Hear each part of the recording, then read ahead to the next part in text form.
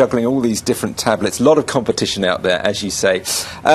Basically, this is a pretty good bog standard Android tablet. I think you're getting the tablets split into two levels, really. You're getting the more expensive, probably bigger screen ones, obviously the original iPad, and Microsoft has got its Surface tablet, which, by the way, is going to be revamped tonight. And then you've got a whole bunch of them running the Android operating system. They all look much the same. They're all between £100 and £200. This is coming in at the lower end. Right, so that's the one you just showed over there. This is the Tesco tablet, and it looks much like any other tablet on the Android system. So, you know, the usual apps. It's got a camera. I can take a picture of you.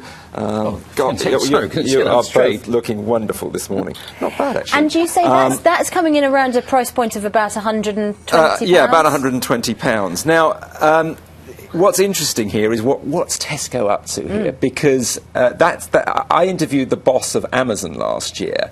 They sell something called the Kindle Fire. It's sitting right there in front of us there. Yeah.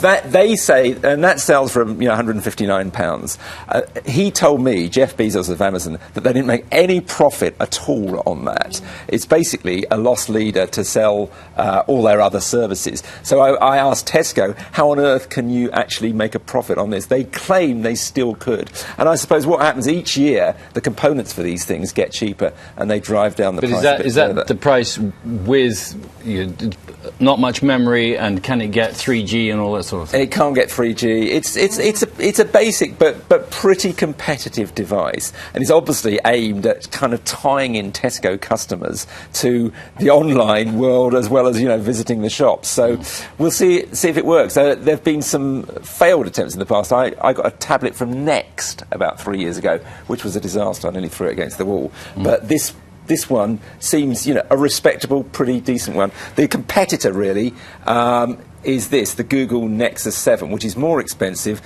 but frankly, you know, a bit better screen and so on. What's the biggest selling tablet? Well, the iPad is still the biggest selling, and that's most profitable. Much pricier, isn't it? Yeah, you've got an iPad and you've got an iPad Mini, and even the iPad Mini is substantially more expensive than the similar smaller ones. I think the market is splitting into sort of the deluxe end and the everyday end. Here's an interesting thing. I don't know if you can see on there. There's a picture I put on there. It's a good reminder of how long people have been trying to make this work. Bill Gates, back in 2001, came out with something called Tablet PC and said, this is going to change the world. Nobody bought it, really. It just didn't take off.